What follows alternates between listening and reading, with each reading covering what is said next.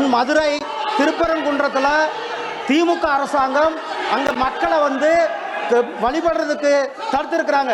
High court judgement கொடுத்த பிறகு கூட ஹைகோர்ட்டினுடைய ஆர்டரை தமிழ்நாடு அரசாங்கமும் தமிழ்நாடுனுடைய காவல்துறையும் மதிக்காம அங்க போக இருந்த மக்களை தடுத்து நிறுத்தி இருக்கிறாங்க. அங்க அவர்களுடைய வழிபாட்டு உரிமை.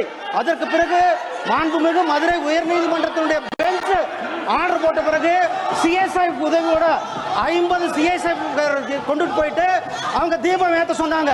ஆனால் அந்த தீபம் ஏற்ற தடுத்து அங்க போறவங்களை எல்லாம் கைது செய்து ஒரு அராஜக போக்கை திராவிட முன்னேற்ற கழக அரசாங்கமும் அங்க இருக்கிற காவல்துறையும் மக்களுடைய வழிபாட்டு உரிமையை தடுத்துக் கொண்டிருக்கிறார்கள்.